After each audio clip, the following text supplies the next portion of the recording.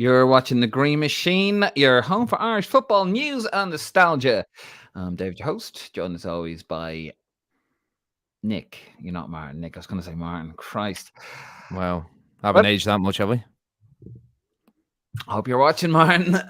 God, I'll leave for 1 week and you're already at each other's throats. Of course, we're coming at you live on our YouTube and Facebook channels. And before we get into it, if you have anything to say on what we're saying, I guess you can always have your say. There's a lot of says in there.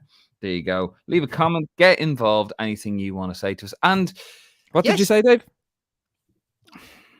You can't take him anywhere. Yet this is actually our last one of the season.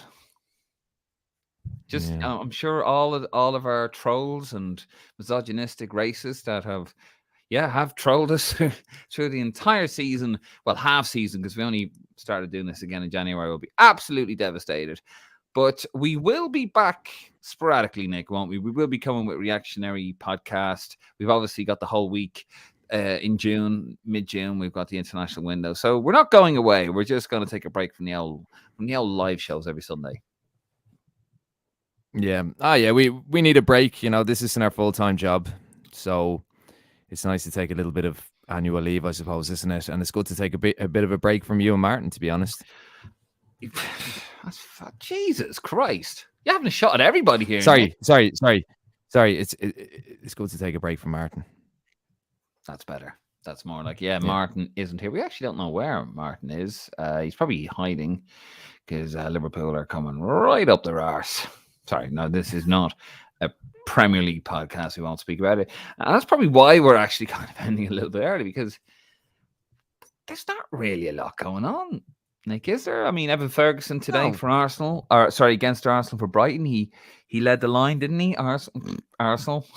Yeah, no, he was good today. I think he kind of stood on was it Gabriel's toes for the goal, people were saying, but no, he's an excellent player. I think it's just like we were actually gonna finish kind of soon before the full season ended. I think a lot of people will be like, well, why aren't you covering the League of Ireland? The season isn't over. The domestic season isn't over. But look, I mean, if you do want to get some League of Ireland content, there's plenty of other podcasts out there.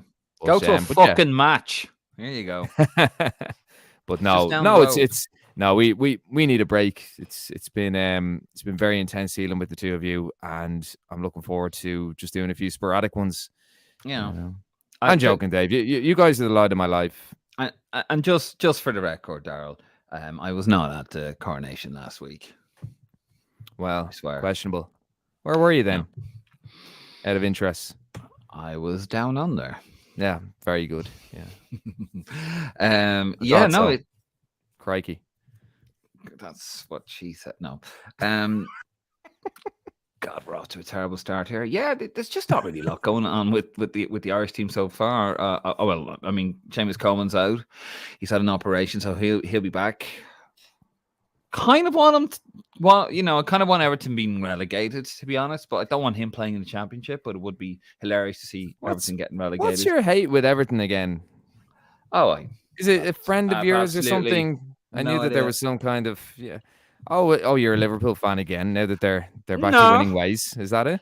Well, what it was that with Everton fans is that I liked Everton until I met Everton fans.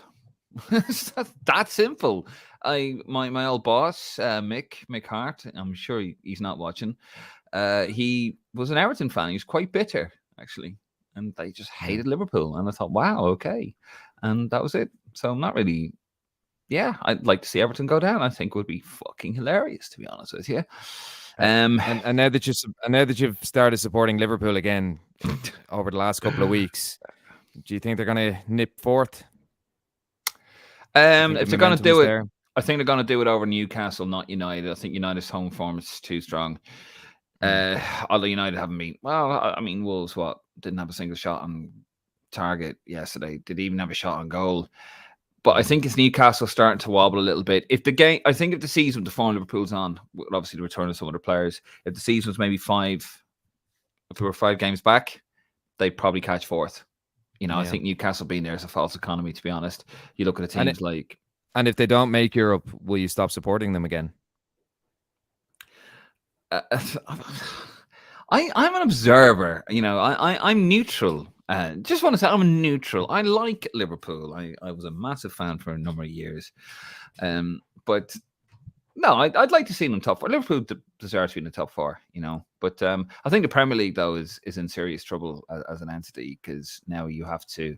What was it Martin Tyler said today? That about the Brighton game. Oh. Yeah, I noticed that, and I didn't really at the time. I didn't take any notice, and then literally fucking Twitter exploded on it. He was basically saying, "Oh, the Premier League is for everyone." He was explaining how well Brighton have recruited and how some of the so-called lower teams have recruited. And if you look at Brighton, I know they haven't won the Premier League, but there's shades of Leicester as far that they've unearthed some absolute gems. Like Leicester would have had, Kante and Mahrez and stuff. And if you look at Brighton with what's his name, Casado and McAllister, even Evan Ferguson. He was remarking how the scouting networks and how the recruitment is unbelievable, and how there's so much depth in the Premier League and how the Premier League's for everyone. But I mean, wait till you see when they're all poached from them next season. With Man City about to win their third Premier League title, it's I beg to differ. But because I heard that, and I won't lie, I'm very hungover, just back from a stag in Galway, and what's that? No. And I was kind of like half asleep watching it, but I remember thinking, Jesus, that's some load of pony. But I suppose it should might as well be called the Sky Sports Premier League, shouldn't it? Yeah, it's a load of bollocks, isn't it? It's in serious trouble. Did you see that they've actually they're going to show like 1,000 championship games or something like that? They've signed this mad deal where basically they own the championship, because they know that the Premier League is going to go on its own. Now it's going to have its own channel. It's going to be a subscription service. Yeah. Guarantee you, it cannot compete in the current model. You're paying a fortune, and you're paying £40 for Sky or euros, but I don't know what it is over there. You're paying 30 quid for BT, soon to be TNT, Turner Network Television, and then you're going to have to pay Amazon $8.99. I don't know what it is in Ireland, but that's what it is over here. And for what? Like, I think last week they had one game on Saturday. I know. I must say, I really enjoyed the Arsenal Brighton game today. Like, it was apart from the scoreline, it was an excellent game of football, very, very free flowing. But I mean, like, I was watching United Wolves yesterday, poor game. I mean, it's kind of they're a little bit like they're a little bit like Kerry GA, aren't they? They're kind of self-proclaimed best ever, or best league in the world, best team in the world, that kind of crack. So it's like I understand it's got massive marketing stretch, and it's become a real global league, hasn't it? And you look on Twitter, and there's all these experts from Qatar and different countries like that, and that kind of thing. But complete bollocks. Yeah, but having said that, if there's going to be thousands of championship games, it's good for the Irish lads, isn't it? Because they're all playing there. Well, the thing is, right? I think the Premier League is going to eat itself, because it's turned away from the bedrock of football, which is the supporters. It's turned away from that now. And there was a very interesting video on Twitter about standing room only was a program on BBC Two. I'm sure some of if you remember it, guys, comment on it there. Looking at some of your comments coming through, we will get to those. But they were predicting, in 1994 about European Super League, how you'd be watching the game on subscription television, like a club fan channel, that kind of thing. Haven't got there yet, but I think it's coming. And, they were saying that the bedrock supporters that will, rain or shine will be there. They'll be gone. They'll be supported by elitists who will see like losing as a failure and just will be sunshine fans and won't be there for the clubs. And you've seen all of that, and I think it's serious trouble. That's why that's one of the reasons the League of Ireland has seen an upsurge, because people can go out there, have a bit of crack, get behind their clubs. They're within reach. Well, we spoke about this a lot, and I often said, I mean, the League of Ireland now is what football was like in the 90s, not the style wise, but the rustic kind of element of it. It's not extortionate prices. Yeah. It is a more, as I said, it's a more passionate kind of league as far as I'm concerned, fan wise. I think a lot of it as well, though. We spoke about this last week. I mean, I'm not going on about pyro or anything like that, but there's a lot of things you can't do in pyro. Yeah, there's a lot of things you can't do in Premier League grounds, and I don't know if that affects the atmosphere or whatever it is. And some atmospheres are unbelievable. Some of them Was it I can't remember what game. Oh, it was Man City, wasn't it, last week? And they were showing that there was so many spare seats, and even Arsenal today. Like, I mean, a team who have kind of come out of nowhere to have a title tilt, and the ground is completely cleared up with about 5 minutes ago, or cleared out with 5 minutes ago. I mean, again, it's a frustrating one for Arsenal fans, but I mean, get behind that fucking team. They've come out of nowhere. They've overachieved this season. Get behind them and don't just walk out. So that kind of stuff. I know it's probably a good time to plug it, Dave, but we are going to be doing kind of these kind of discussions, aren't we? Just on modern football and that kind of thing. But yeah, I mean, I'm certainly falling out of love with it a bit. I haven't watched the Champions League in a long time. I didn't even know. And half the reason for that is because there's no Irish lads playing in it, and also that United aren't in it, or both. But I've fallen out of love with a lot of the knobbery of modern football. But that's just me. I can't stand it, and we are going to do that actually. Yeah, we're just moving away from our usual structure here. By the way, we're going to freestyle this a little bit. It's the last episode of the season, so I think we're going to just, what you reckon? See our pants a little bit here, Nick. Talk shit as usual, yeah. As per usual. Right. Just on that one, Archduke 8199 said, Simon O'Brien, an Everton fan, hosted standing room only. It was great. My granddad even used to watch it as well. Fantastic show. And Kyle Kane, Tranmere. Do you know what? I've stayed in the world, Birkenhead. That's an interesting place. Renton Park. Yeah. Oh, interesting nonsense. On your point of subscriptions, it's a rip-off. Rampant capitalism. It's sickening the money involved. Fans are basically customers to these top-level English clubs. Support local, watch League of Ireland. And that's very true and interesting nonsense. On a YouTube channel there. It's getting bizarre. It is. And you see people like going on about it, like even in Ireland. And I used to be like this as well, with Liverpool.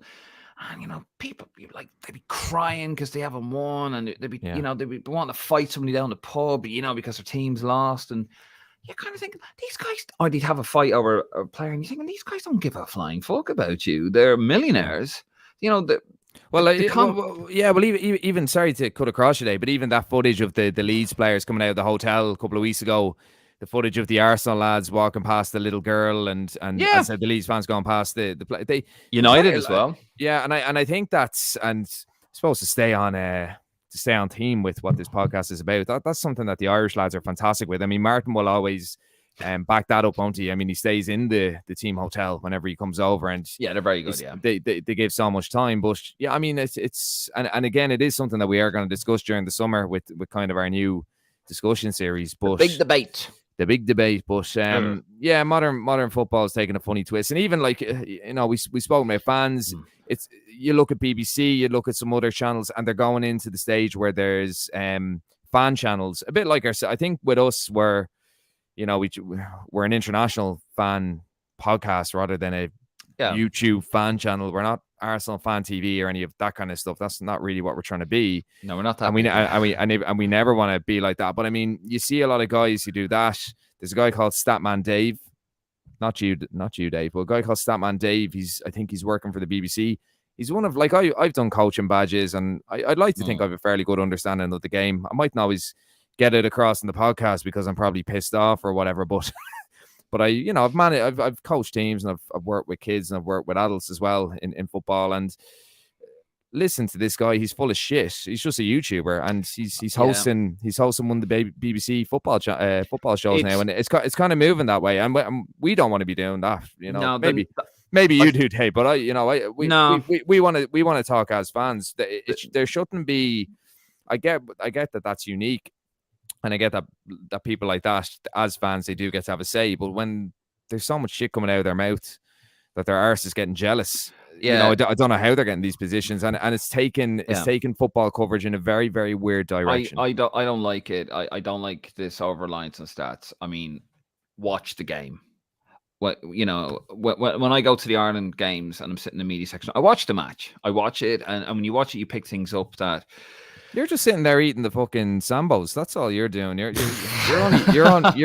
only there for the grub. Excuse me, but they actually give you. That was during the COVID times.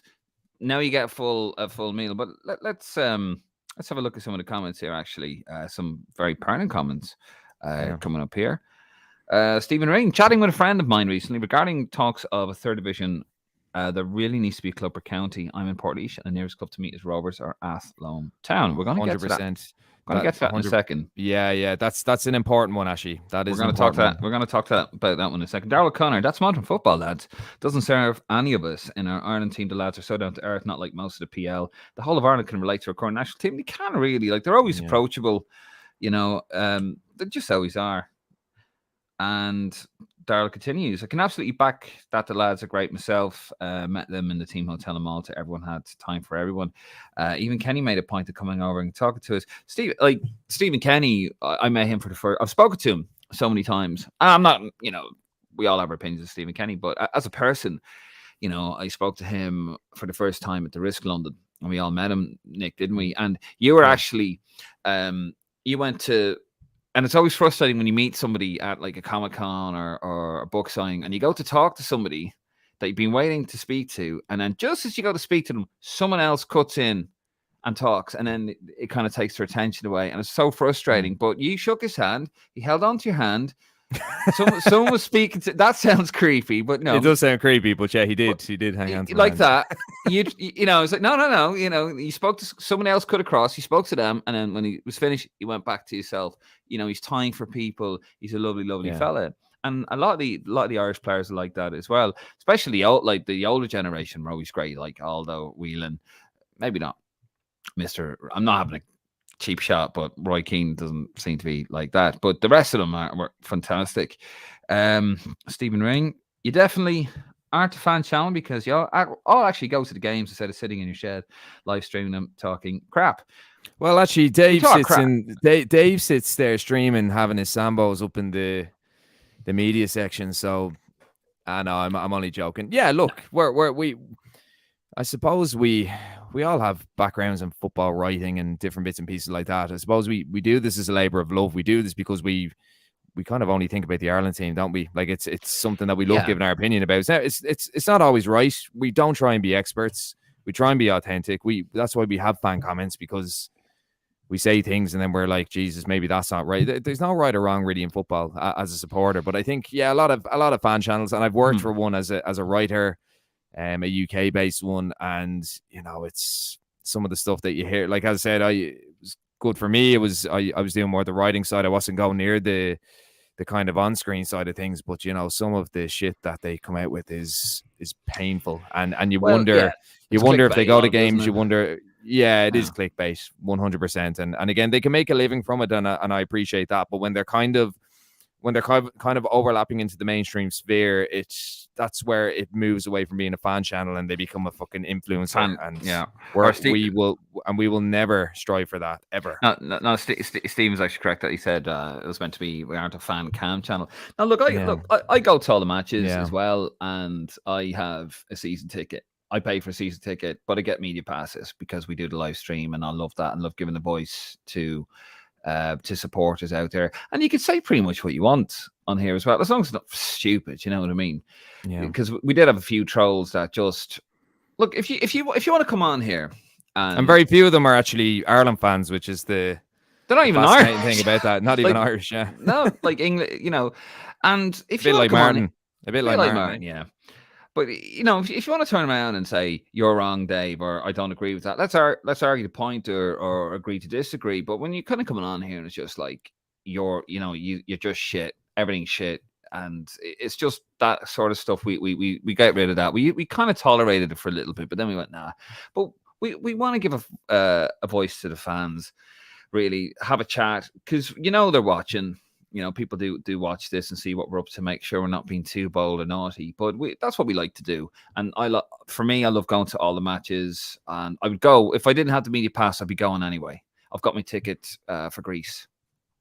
Do you know what I mean? But hopefully I'll get media pass anyway, and maybe give that to a fan who really wants to go as well. And I've even myself, with my home tickets, I've actually giving them to somebody who really wants to see the matches, because that's what I believe in, and it is a labor of love and writing for the province. It's a fantastic thing. But I'm going off on a tangent there. Kyle Kane agrees with Stephen that we're definitely not a fan Well, I hope he's not agreeing with the mistake. Imagine, imagine, like in 3 years' time, we were doing we were doing fan camps. Fucking oh Jesus! Could you imagine? You wouldn't be able to like. I mean, I think when about 10 years ago, yeah, I think me with a few jars on me. Jesus Christ, you wouldn't be able to put it on.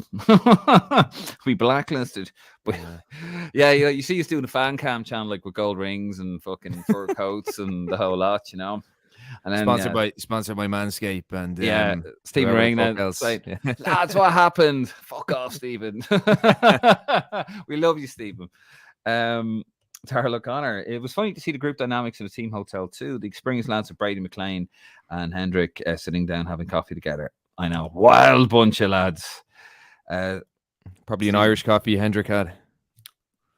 No comment there. Stephen Ring. Stats definitely tell the whole picture. I think you mean don't tell the whole picture. Bazunu, if I'm wrong, Stephen, please correct me. Bazunu was slated by Carragher for stats last week, but in the 4 games since, he was dropped. Southampton haven't won a point and conceded 10 goals and are relegated. We're relegated yesterday. Really 11 years, 11 seasons in the Premier League, and they've gone down. Very unbalanced, wasn't it? They had the former head of recruitment, didn't they, for Man City, and he went over and they took a lot of young lads from Man City, Bazuna being one of them. Just too top heavy, we used to think, wasn't it?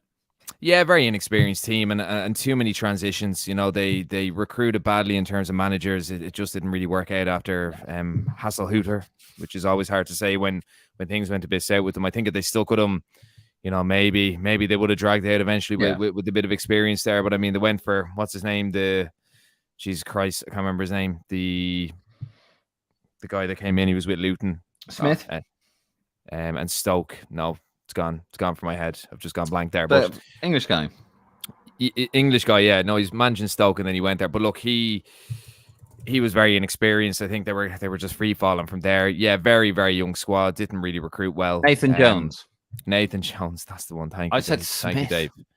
So you were thinking of Dean Smith, I think. But look, Bazunu has struggled. I mean, I watched an awful lot of him. He did make mistakes. He did look shaky at times. He's only 20. He's we said it before.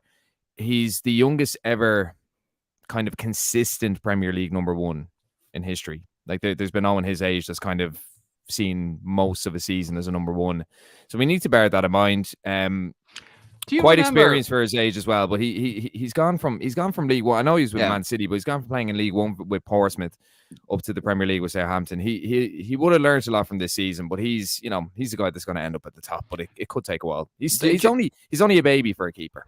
Here's the thing, right? You know, people forget this, but I remember Shay Given when he started. He was terrible. He was. See, I don't remember, but I remember him going through bad patches after the World Cup. He was dropped for Steve Harper, but I was too young to. In the Champions, he was dropped in the Champions. You, Dave, you're very old. Prick. No, he was dropped in the Champions League, I remember, and then they had Steve Harper in the Champions League, and he was in. No, but he was dreadful when he was Blackburn, and then he was Celtic, Blackburn, and then Newcastle. He was terrible. Because he was so young, like he must have shown ability, but he was so bad. And he was in goal for our first game under Mick, the 2-0 loss to Russia in '96. He was terrible, but he grew into it, and then he showed, and then he became undoubtedly our greatest goalkeeper, probably our greatest goalkeeper of all time, and there'd never be one better. Like, fabulous goalkeeper. So there's a lot of stuff. There's been some criticisms about his athleticism. I've heard some people say that his mobility isn't great, like his diving isn't great. He has conceded a lot of long shots with Ireland, but that could also be down to the fact that the lack of press from the defensive players, and when you have someone like Jeff Hendrick in midfield. But he's also saved a lot of long range efforts as well, and I think people forget that, like a lot of phenomenal long range saves. I hate the term when people say, "Oh, he's a good shot stopper," because shouldn't every goalkeeper be able to stop shots? If you think about it, but he basic, but he has got that ability to save them from range. So for everyone that goes in, he does save a lot more. He got a save at the season award in the Premier League, and that's an achievement in its own right in such a poor team. Now, probably because he was getting tested so much. But look, it's not as disastrous as people think. I think with Carragher's comments, I mean, Carragher was never a goalkeeper. I don't think he can really remark on goalkeepers, and I've seen him remark on goalkeepers a lot. But Mignolet against Everton, yeah. But I think he'll come back. I think Martin's convinced he's going to move. I think Martin's convinced he'll get a top line move. I don't think that's God, going to no. happen. Yeah, No.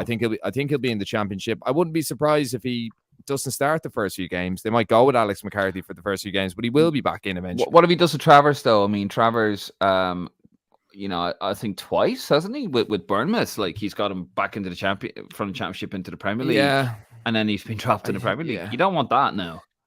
No, and there's been a bit of hyperbole with Travers, and again, a young lad, and it's not to bash him, but I mean, he's 24 now, isn't he? He's still a young lad, and again, not to criticize him too much, but just I mean, has been poor, and people were kind of giving out that he was dropped for NATO.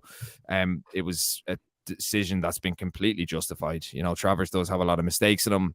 Again, it doesn't help that he hasn't played. Probably needs a loan. Did find the Championship last season, but you know, you don't want that situation again where Bazunu drops out. I do think Bazunu is a much better keeper than Travers, so I do think he will get game time. But again, it could be the Championship's a long season. You do see rotation of goalkeepers. So for our sake and for Ireland's sake, you really hope that he doesn't end up on the bench a lot. But again, I think it was more having Alex McCarthy in there for the bit of experience, which didn't work. Which didn't work. She still went down. Just a few more comments here. What's going on here?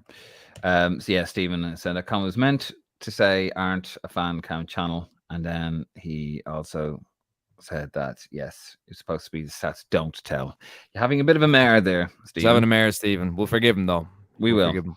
Darryl O'Connor, yeah, lads, this live is great outlet for us Ireland supporters. We will miss it on Sundays. Thank you, Darryl. But we will be back. Like we will have the full week. I'm going to Athens, so all depending if I get the media badge in Athens when it opens up, and if so, and Wi-Fi depending as well, if the little hamster is alive in Athens. Could be a Greek tragedy, David. It would be it'd be a Greek tragedy. Hopefully we'll do one from the game. If not, I'll do it in my sleazy hotel, my hotel.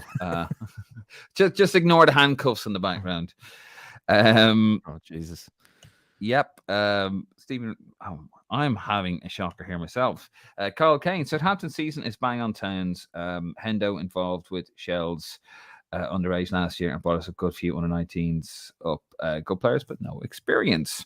Interesting nonsense again. Or subscribe for Athens, lads. Do you think the Greek FA will give us any more tickets? They're in the discussions, aren't they? So possibly. It just depends on how their own. Depends on the interest. Really. Yeah, it depends on the interest in the game, I suppose. Because Greece aren't doing too well either. Darryl O'Connor, positive to see John O'Shea leaving Reading. I think was his club to focus with Ireland. Yes, it was actually. From what I heard. Did you hear that, Darryl, on Irish propaganda on Twitter? That's what he said. You have to watch him.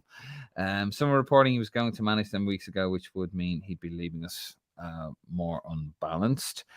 Stephen Ring, I think a season of Championship could be great for him. For Gavin Bazunu, 100%, yeah, 100%, a very huge step up from the League One to the Championship. Okay, look at Damien Duff. I mean, Damien Duff was relegated with Blackburn when he was probably the same age, maybe a little bit younger. He did a couple of seasons in the Championship, and he ended up being one of the best wingers in the world at one stage. So, let's bear that in mind. Hyperbole, eh? Yuri Newick. Has anybody got a? Sorry, I cannot say that word. I have to say got. I can't say that. It's OCD. Has anybody got a Castore Ireland jersey yet? Ordered one from Lifestyle Sports 4 weeks ago. Still waiting. Got an email from them this week. Apologize for late arrival. Citing issues at Castore. Do you know what order is never late, Dave? Do you know what? We never even did it either. But no. Yuri Newick, you should get one of these, lad. Look at that. Perfect. That is actually going to go out to Terry Phelan. I just need to post it out to him. Now we have a Sundays free. I will be able to do that. But yes, if you love what we do here in the Green Machine podcast, support us. Buy a shirt, 40 quid or 45 euros or £40, free delivery anywhere in the world. And it won't be late. And it won't fall apart. Unless it's Terry Phelan's. Unless it's Terry Phelan's. Yeah, you don't get this one. And also, if you really, really want to support us, but you don't want a shirt because you're a tight bastard, you can go and grab a badge and sticker set. Just pop over to thegreenmachinepodcast.com/shop. Greenmachinepodcast.com/shop. Love it, Nick. Love the little segue in there. I love the model. I love the model of the jersey as well. And I don't mean the mannequin, the mannequin. Mannequin. The mannequin. Not a mannequin. Not this Yorkshire beauty sitting here beside me. Darrell O'Connor also asks, anyone... Oh, well, just like a store, lads, do you know how long that deal goes on for? I believe it's a 6-year deal. 6 years, wasn't it? Yeah, 6 as far as I know. So definitely a long-term one. So, yeah, we'll have to live with it for a while. Yep. Kyle Kane, I was in it the day before. I missed the store. Raging. I'm not sure what you mean by that, Kyle. Sorry. Stephen Ring. What do you make of the France game being confirmed for Parc the Prince? Really throwing fans under the bus trying to get... Yeah. What's that? Parc de France. I thought you calling me a Pons. Yeah. Fair enough. I'll call you whatever I want, sunshine. Yeah. Fucking over there in Dublin. Really throwing fans under the bus trying to get accommodation or flights to the Rugby World Cup the next day in the Stade de France. Yes. I heard it was going to be in Lille, then in Rennes, or Rennes, or whatever you pronounce. I think it's Rain. Rain? I don't know. Or, yeah. And then I was told it was not going to be in Paris whatsoever, but now it's in the park, the Prince. Yeah, it's a pain in the arse. However, don't forget, get the Eurostar. Get a cheap flight to London and get the Eurostar. St. Pancras straight into Gardenois. I've got my Eurostar booked. I have standard Premiere, Nick. So I get a nice cold croissant and a fucking tiny little coffee, but still have my own desk. Have you ever been? Eh? I am. Have you ever been on the Eurostar? Never. No. Fucking a little bit. Yeah, never. Peasant. I've only been in the Dart. Oh yeah, the Dart is good. Yeah, I suppose Dart is the highest feat of engineering for you when it comes to trains, really, isn't it? Yeah, for sure. High spec from an Irish perspective. Yeah. We have a... Hold on. I've no interest in the ruggers, but we are flying to Brussels for France away and getting a train to Paris. Just a 2-night job. That's fair enough, Darryl. Good stuff. If you see me in Paris running from all the muggers, you know, and all the... I remember last time I was in Paris, it was under the Eiffel Tower, and they have these lists. So be very careful. We had these, you know, the Roma gypsies, and they come up to you with these lists, and they get you to sign them. You know, give us a $5 for a charity. I was like, no. We were doing that over here like 20 years ago. And I went up there and I saw the Eiffel Tower was there. And I just saw this lady standing on a bench over there. And she was kind of shouting out and pointing out directions. And they all went, yeah, like that. Anyway, that was the gypsies. She was actually doing a briefing for all these guys to steal money. Like a staff meeting. Yeah. Right fucking there. Like right under the fucking... I swear to God. Or a lecture. A mugging lecture, yeah. The gendarmes just don't give two shits. But anyway, Martin Prendergast, missing you, lads. Thought Evan was excellent today for Brighton and it's only getting better. Really good link-up play. Oh, Martin. Well, we don't miss you. Fuck off. Wouldn't even come on our last one of the season. No. Absolutely Season finale. Season finale, very special. Stephen Ring, did the Eurostar for the playoff in 2009 was the job? Do you know what? I didn't. I flew into Charles de Gaulle, easy for me to say, and it was actually on a chartered flight. Almost missed it. Wasn't pissed or anything. I was being dozy, and we waited for an hour and a half trying to get off the fucking thing. Just they didn't bring us anything. But anyway, that was with Abbey Travel. Right. We have a few more comments. We'll get to those a bit later on. Keep them coming in, guys. Keep them coming in. We do appreciate them. I suppose one of the discussions here we heard about... I want to go back to a comment, in fact. I just want to find it here. It was one about... Yes, here we go from Stephen Ring. Chatting with a friend of mine recently regarding the talks of third division. There really needs to be a club per county. I'm in Portlaoise and the nearest club to me is Rovers or Athlone Town. Now, the reason why I go back to that is because it was announced during the week that Glanmire Park... Fucking stated that. Glanmire Park in Cork, which was supposed to be built in 2019. They were supposed to put the shovel in the ground in 2017. You know, bit of a Hicks and Gillette thing here. It was, you know, there'll be a shovel in the ground in 60 days and 90 days of a new stadium. And it was supposed to be built by 2019. And it just hasn't been built. Now, we got it on the media release. They just said that it's not going to be done in its current form. That's what the FAI said, that they didn't feel they were getting enough bang for the buck. With the Irish Examiner, basically said it was a brief communique, which it was. It was an FAI project launched amid great fanfare at the tail end of 2016, a dedicated football centre of excellence from Munster, located in Glanmire, outside Cork City on a 30-acre site close to the NA motorway. Cork City FC would be anchor tenants, but the 3 grass pitches, 1 full-size Astro, 3 more smaller pitches, a viewing terrace and pavilion would finally create a footballing hub for the game in the south at a cost of around 12 to 15 million euros. Apparently, it was going to be a big thing. The council were really behind it. They even agreed to change the code. The development code. If it's green or brown zone, whatever, they changed it so they could do it. It's a big, massive thing, and the FAI pulled the plug. They just don't have the money for it, by the sounds of it. That's very disappointing. That's a real catchment area. Huge. And people don't realize that. I mean, look, I'm living 5 minutes away from a UEFA grade training facility, at Malahide. Ireland used to play there. The Polish team were meant to be based here for the Euros, which didn't happen here in the end. But if you look at somewhere like Cork and the tradition of players that they produce, you look at Roy Keane, you look at Dennis Irwin. In recent years, there's a huge amount of lads supplying that national team, like Chidozie Bennett, Caoimhín Kelleher as well, Alan Brown, my pal. So many Cork-born lads, Adamaida as well as another one. So many are kind of there. And I mean, there's always going to be that competition with hurling and football. There's a massive depth of talent within Cork City and surrounding areas, of course. And you just look at some of the schools, and they're absolute powerhouses at GAA. They're absolute powerhouses at rugby. Football wise, yeah, absolutely. There's so much talent there, but are they continuing on to play football? Are the facilities there? Is the infrastructure there for them? Cork City, to be fair to them, they produced so many good young players over the last little while, haven't they? And even over the last 15 years or so, they've produced Premier League players.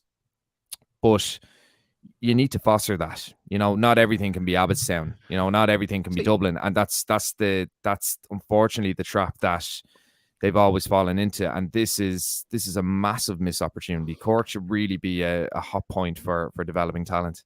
Yeah, and this is why I find the whole European Championship thing a load of bollocks.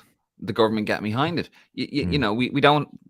I'm seeing comments here. Interesting nonsense again. 3rd division is a great idea, but what about extended to divisions, 12 teams each? That'd be fantastic. But we don't have the clubs. I have a suggestion on that, actually, in a minute. Yeah, but that's the thing. Like, that is a massive. Ireland is a hotbed for athleticism, for top athletes. I was only talking to somebody there yesterday at work, and I said, when you think about it, it's mad. Ireland was such a small population. We have champions in so many different codes. You had McGregor, UFC, Katie Taylor, the rowing lads. You've got other, track and field. You have more athletes winning medals. Yeah. The rugby team is number 1 in the world at the moment. We've so many different, well, GAA is very insular anyway, so they don't compete against anyone else. Used against the Aussies, and I see Martin's come up with a comment there. We'll get to that in a second. He's just mentioning my antics last week, but and football, we should be trying to get all the best talent all around the country, and you should have a centre in each province. Ideally, maybe Ulster is a bit of a stretch, but in Connacht and Munster, especially Munster, we should be nurturing that talent, as you said, and it's just ridiculous. And I think it's just a pile of shite. This European Championships are world-class facilities. Really, we can't even build a fucking centre of excellence. Yeah, it does me head in. No, absolutely. And even growing up as a young lad, and as a team that I was playing for, you would have had lads trekking from all over the place. I'm pretty sure we had a lad from Waterford playing for us. A lad from Drogheda as well. Mad stuff like that. So that is a massive issue, and it has gone a little bit better. I think the League of Ireland underage kind of setup is good, and we are actually producing a lot more players than people think. I think it's a lazy argument to say that we aren't producing players, because the last decade has been very successful. However, Under what I 16s won the yeah tournament there in Italy, and yeah the girls won there. The under 16s, the under 15s won the tournament in Italy. So yeah, yeah. we're doing No, well at yeah, but underage. what I would say is we are losing a huge amount of talent. You know, the GA, we're always going to be competing against them. If Yeah. you look at, say, Australia, and I know that you're very interested in Australia, David, um, but even like, say, their rugby union team, they're competing with rugby league. They're competing with Aussie rules. They're competing with a huge amount of sports. And Australia were one of the powerhouses of rugby. They're still one of the top rugby nations, but they're really, really struggling because they've had a lot of issues internally from their organization. There's been a lot of, not corruption, but there's been a lot of horseplay, should we say, kind of mad kind of antics within the association of Australian rugby, involving things that you might be interested in, Dave, and that has kind of trickled down. They are losing players to Aussie rules. They are losing players to other sports, and we're seeing something a little bit similar here in Ireland. We do have elite players who are going off to play other sports. Jack Carthy, I know Jack a little bit, who plays for Connacht. I was actually in the Gael talks with him. That's a bit of a random one, but I remember he was a really, really top football player for his age group, and a really, really top rugby player. And I think he was playing intercounty football for Roscommon. This is when he was about 16 or something. And I remember he actually went away with the Ireland under 16s, it might have been at the time. And he was meant to be probably the best player on the team at the time. And he's gone on to play rugby for Connacht in Ireland. So we are losing those players. Yeah. You know, the amount of even David Clifford. You know, he's probably going to go down as one of the greatest Gaelic footballers of all time. That's how good he is. But apparently he was one of the best soccer players to be produced in Kerry. One of he the was best meant to be one of the best soccer players to be one of the produced best in Kerry. Association football. We have to differentiate here. So he's meant to be one of the best and an unbelievable centre half, but he was never culturally. He was never going to play association football. Let's say he was always going to go down the guy route. So they have to make it enticing. They can't have it where it's a situation where you have a lad who's from Kerry. Actually, they have a team now, but let's say they're from Kyre Savine and their closest team is Kerry FC. That's not good enough. You have to have these centres of excellences. You have to have better setups nationwide. The one thing I say about John Delaney is he did go into more rural areas, more isolated areas, and you try and build them up. Yes, it was for a vote, but the only problem was there was no kind of, what was the next level for that? A centre of excellence. Did it happen? No. Yeah. Absolutely. Right. We're going to move it on because we're going to wrap this up in the next few minutes. We're going slightly over. Speaking of actually youth, it's 25th anniversary, wasn't it? Last week. There's the under 16s after winning the European Championships on the 8th of May, 1998. Brian Kerr there with a rare smile on his face on the right hand side. Andy Reid is in that team somewhere, isn't he? Yeah, he was only John 15. O'Shea. You know, he was the youngest player in the team there. Yeah, John O'Shea and all that. That was the one again. That was Italy, wasn't it? He beat. Yeah, Italy. Yeah. I think it was eight of that team went on to win senior caps. Just to give you a little idea of who was in that squad. So you have Joe Murphy, who's still playing now for Tranmere. He's 41, 42. And we had a good little interaction with him there the other day, and we put a post up. Jim Goodwin, of course, is managing Dundee United at the moment. John O'Shea, Andy Reid. You would have had Liam Miller, the late great Liam Miller. Graham Barrett, who's now a super agent, isn't he? Desi Byrne, who's a past guest of the show. So Desi, if you're listening, which you probably aren't, Desi. Another player there. Jonathan Douglas, and Kevin Grogan, another past guest of the show. So we've had two lads from that squad on the show, and I know we were maybe chatting to Joe about coming on as well. So 25 years, a massive achievement if you think about it. And I honestly think that there's times like that ahead of us, because our underage setups, it's very lazy to bash them. It's very lazy to say that our grassroots stuff isn't good enough. The one good thing about the FAI, I would say, and even one of the good things about the FAI for the last 10, 15 years has been grassroots football. There's some excellent coaches in there. There's some excellent underage coaches in there. Colin O'Brien and our under-17s are about to go away to European Championships. And how fitting would it be if they brought back a trophy 25 years after the 16s did the same? It would be fantastic. I'm just going to get through the comments, and then we're going to wrap it up. Our good folks out there watching us. John Griffin says hello, as he always does. Darrell O'Connor, the last one live. What will we do with our Sundays? Don't worry. We'll still be there. David Hunt says, enjoy your holiday. Irish football blog. I like your old boss more than you already, Dave. Thanks, Bill. Hey, the Everton fan, I think, is it? Yeah, that's right. Yeah, Mick, the Everton fan. Mick was great. I actually popped in to see Mick when I was in Dublin there in March, and some of the memories. Oh, fantastic times. I could do a podcast on my time in Paddy Powers, and he'd be high up there. Fantastic, great guy. Straight down now to the more recent ones. Kyle Kane should never got rid of the 24 league team leagues. I presume that's League of Ireland, is it? League of Ireland. No, that's going back a good while. That's going back a fair bit. Yeah, fantastic. I did have to happen, unfortunately. Yeah.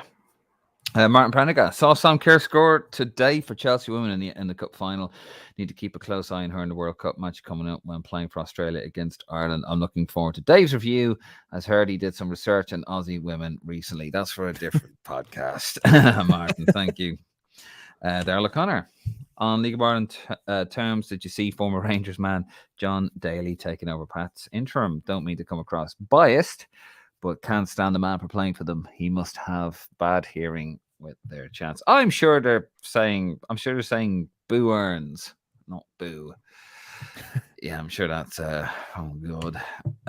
Stephen Ring, you would think that if we were successful in our joint bid for the Euros, the money gained will be put back into the league. But if teams base themselves here, there's not many facilities for them. That's my point, Stephen. There are some good facilities, to be fair. Like, I mean, if you look at Carton House, the likes of Real Madrid have used Carton House, and as I said, out in Malahide, Glanmire Park, there are a lot of really, really top class facilities here, but they're kind of already established. So they're not going to put the money into redeveloping them. And Carton House technically isn't a training facility, is it? It's more a hotel. Yeah, but look, I don't know how they put the money back into the league. That is the thing. Like, you put it into the grounds. Not all the grounds are owned by the league, so there's. Well, I'll tell you what I do.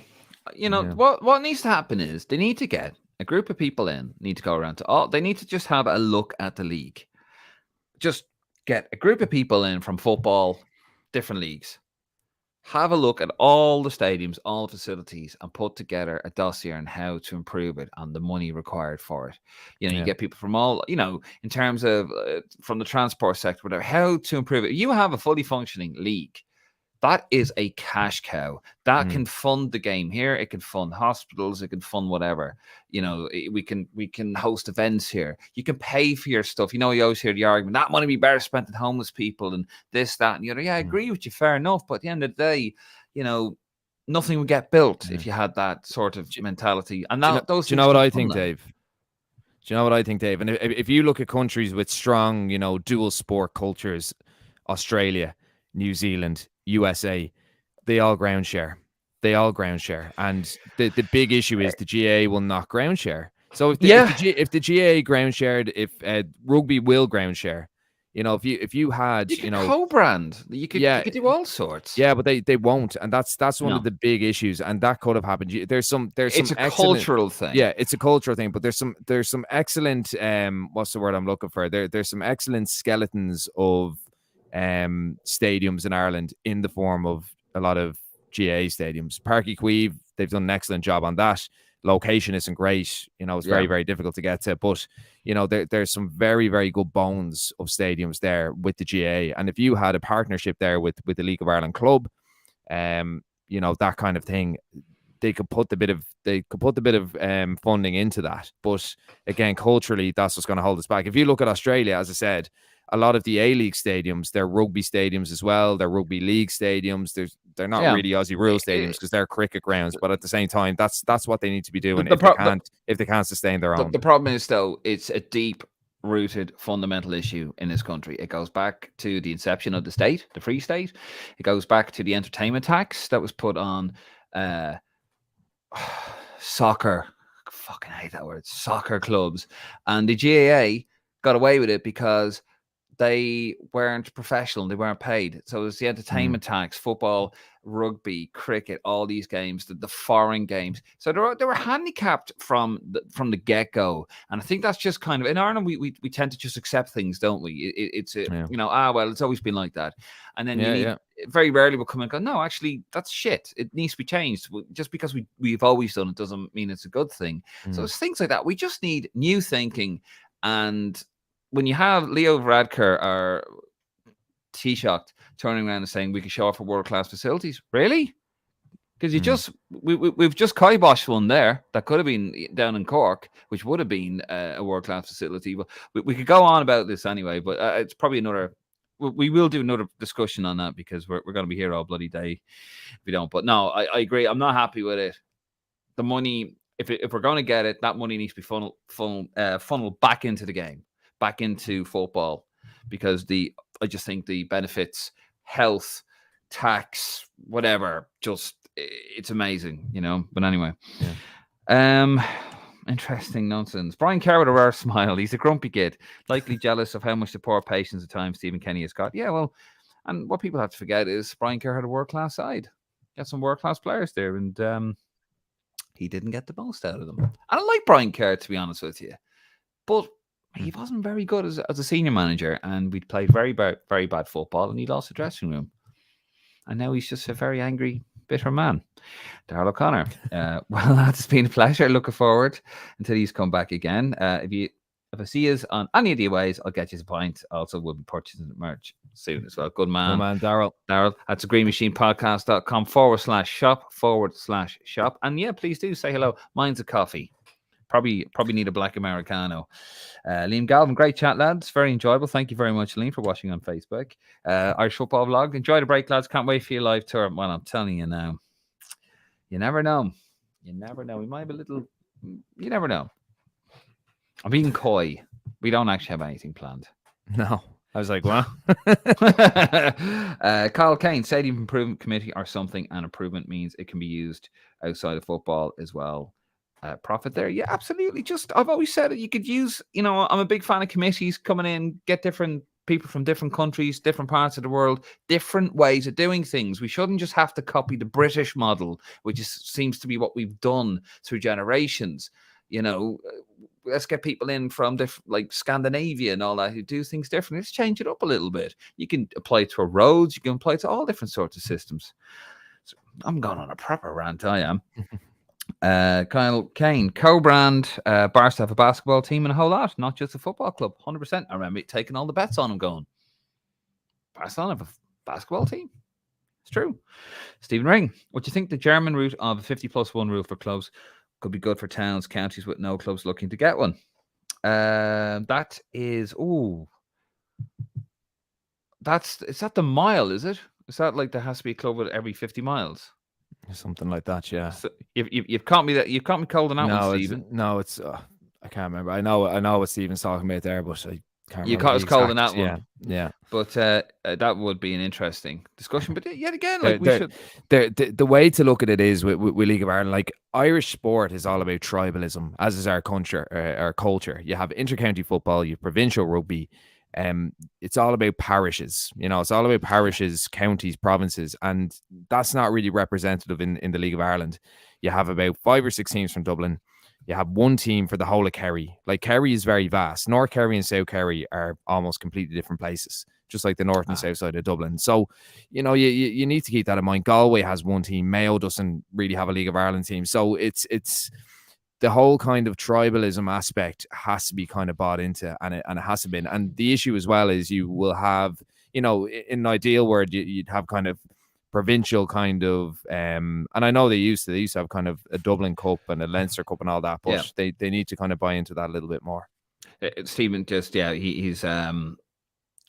just open up, one up there a little bit for us. I know the clubs have to be owned 51% by a fan group. Sorry, I thought it was that at first, but then I thought, was there something with a mile radius? No, there is. Not maybe not in Germany, but there is something like, I know the one you're talking about, David. Just don't know if it's Germany or not. But yeah, there has to be clubs outside a certain radius. Yeah.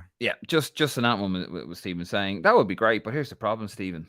And actually, I'm gonna put the rest of your comments on there because I think it's all one discussion, to be fair.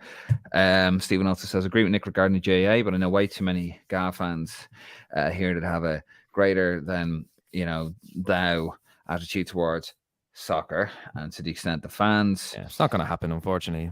No, he says, the FAI and the RFU ground share Lance and Rose, so would they be a better option than GAA? Probably would be.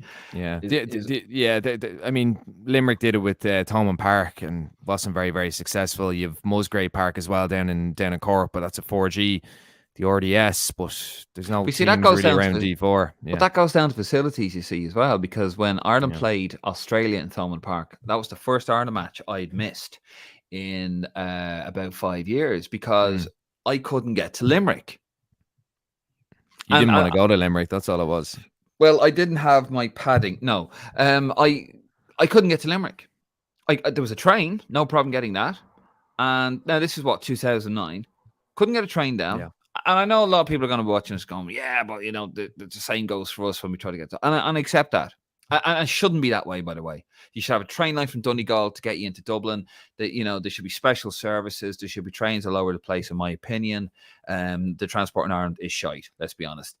But that was my problem. I couldn't get down to Limerick. And if I can't get down to Limerick, the chances are a lot of people can't get down to Limerick. So that's why the Limerick experiment failed. Because the last train leaving Limerick to go to Dublin was 10 minutes into the second fucking half. And I turned around and I asked the lady, I rang up the FAI. I remember and said, I did, yeah. I just asked. I can fucking imagine it, yeah. Oh, yeah, you know what? Oh, fucking, you know what I'm like, Nick. I'm like a dog with a fucking bone. I just turned around and said, do you not do like any, buses? Fan buses? Oh, no, we don't do that. Okay. Do you think maybe you should? Now it'd be a lot better now, I'd imagine, because we could all communicate with fans groups and there's Twitter and all that kind of stuff. But it's just like things like that, But that's why that's one of the reasons why the Limerick model failed. But no, I think the problem is as well, the 50+1. If you wanted to build a franchise in a town and say, look, the Belfast Giants did it up in the north with the hockey team, and they built the Odyssey Arena, which is a fine arena. I've been in there before, hammered drunk for a Rogie fight. What was it, Stephen Rogan, the boxer, the cab driver? Anyway, and I was up there for a fight, fine arena. It hosts the Belfast Giants. They got players in from Canada and America and put them in homes. I went, right, here you go. You're our team, because they're part of the UK Hockey League, right? Fantastic idea. It brought tourism to Northern Ireland. It helped. It was. I think it was in the late 90s. Could you imagine if the government turned around and said, "Right, we're going to pick a town. You love your soccer, right?" Could you imagine if they, the government did that and said, "Right, here's a town. We're going to build you a little ground, because you wouldn't need a huge one. Maybe one with the space to get bigger, to develop." And we're going to give you money to get sorted out, set up there. It's going to improve the local economy. You're going to get fans coming in from the League of Ireland. And you did this with certain towns, and you built, flats or whatever for them just to house them. Well, first of all, obviously, I know we have a housing crisis in Ireland at the moment. I was going to say, that's the main thing. Can't even build flats for people. That's the main thing. But even let's say, right, when we didn't have the housing crisis, imagine when we had the Celtic Tiger. Could you imagine what the GAA would say to that? They would lose their fucking shit. When they tried to build a Tallaght Stadium, I remember, the GAA, they got stuck into that as well, didn't it? Because they wanted that to be used as a GAA pitch as well. It's like, why are you funding a soccer pitch and not a GAA pitch? I remember all that, because I'm not too far from Tallaght, where I'm originally from Clondalkin, actually. And I remember it stayed dormant for years because there was all these arguments. Like, it's just a culture. Like, you can't, when it comes to sport, like, we can't think outside the box. And unfortunately, they are going to need government funding, because that's just where. But it's an investment. No, 100%. And look, there's too many rigid views, and again, we've made this kind of comment about League of Ireland stadiums. It's almost like you're playing homage to dead people. Sometimes, this has always been this and this has always been that. You have to progress. We need to think. Yeah, we need new thinking, and that's why I like the All Ireland football league. But of course, them up the fucking road, they're not going to want to get involved in that. Anyway, we're going to move it on. Stephen Ring was the last comment there. I think a live in-person show could go down very well. Definitely be interesting.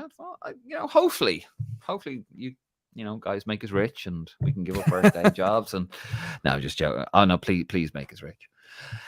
Well, we're gonna finish it up here. Wow, we've gone way over, but I do really enjoy doing this. You know, Nick, we were so tired getting on this because you're hungover and I was in work all day and I'm coming home. And you know what? I love just talking about Ireland football with Nick Martin when he bought us to show up, and of course you guys watching home. But before we go, we have This Week Back in the Day. And it's going to be about Ireland's 1994 World Cup squad. That's Martin and myself. It's going to drop this Wednesday on the YouTube channel and wherever you get your podcast. And there will be a link on the Facebook page and Twitter page and all that kind of stuff. But yeah, that is coming up Wednesday, 8 a.m. This Week Back in the Day. And it's Ireland's 1994 World Cup squad. We have a chat about some of the players that missed out. Some interesting little stories about it. You know, Ronnie Whelan being brought in as cover. Just an insult. Anyway, but stuff like that. As you can see, I was quite bitter about that. Big Ronnie Whelan fan here. And have a look. We go through the age of the squad, the average age, that kind of stuff. It's good crack anyway. But we're going to keep those coming at you every Wednesday at 8 a.m. We have a plethora of subjects to talk to you about that because we're not going away. We are going to be back for the June international window. I will be in Athens. I will also be in Dublin with Martin. Don't think Martin... and Nick, of course, because Nick lives there. I hope you'll be in Dublin. I don't know if Martin's gone to Athens. I can't remember. But if you see us, say hello. Absolutely. I would love to chat to you guys. And we will have a few things coming over the weekend. We're going, not the weekend, over the summer. We will be taking a break, won't we, Nick, after the international window.